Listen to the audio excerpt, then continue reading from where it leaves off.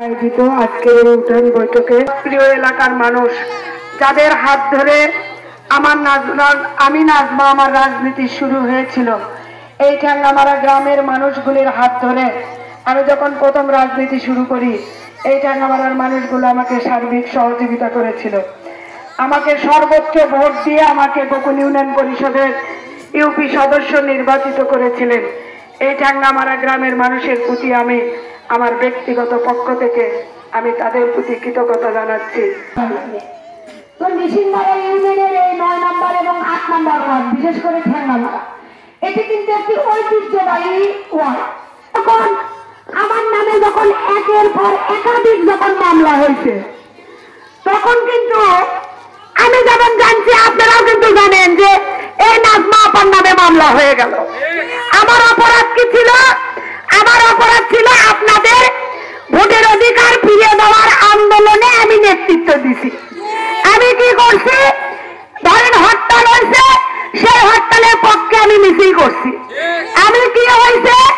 আপনাদের ভোটের আন্দোলনের জন্য আমি মানববন্ধন করছি, আমি মিছিল করছি। এটাই তো আমার অপরাধ, আর তো কোনো অপরাধ ছিল না। আপনাদের এলাকার এই ওয়ার্ডের মানুষের আমি মেম্বারি করছি। আমি বিশ্বাস করি আমি হয়তো আপনাদের ভালো কাজ করতে না পারলেও আমার হাত দিয়ে মন্দ কাজ হচ্ছে এমন কথা বলার লোক আল্লাহর রহমতে এই গ্রামে নেই। এবারে গিয়েছিল আমি নাজমা সেই দল করি যে দলে আমি জেলখানায় গিয়েছি। এই শেখ হাসিনা মিথ্যা মামলায় জর্জরিত করেছে আমার এলাকার মানুষকে। তারপরে আমার এলাকার মানুষ লাইন ধরে আমাকে ওই কোর্ট চত্বরে দেখতে গিয়েছে। আমি কিন্তু গর্বে আমার বুকটা ভরে গিয়েছিল। আমি কিন্তু জেনা করার পরে ওই মেয়ে যদি মাফ করে দেবে, কিন্তু সকল ঘরকে আল্লাহ পাক মাফ করে দেবে। তাহলে আমরা যদি মনে করি আমাদের ভোট দিয়ে আমাদের প্রিয় সন্তান জনাব তারেক রহমানকে নির্বাচিত করব, পারবো না? পারবো না ইনশাআল্লাহ। আমরা তারেক রহমানের পক্ষ থেকে যদি ধানের শীষে ভোট চাই তাহলে কিন্তু একটা একটা করে আমাদের দেখবেন যে এই পুরো গ্রামটা আমি নাজমাতে আগামী দিনে এই ধানের শীষের প্রতীকে আমরা সকলেই ভোট দিয়ে আমাদের প্রিয় নেতা জনাব তারেক রহমানকে নির্বাচিত করব।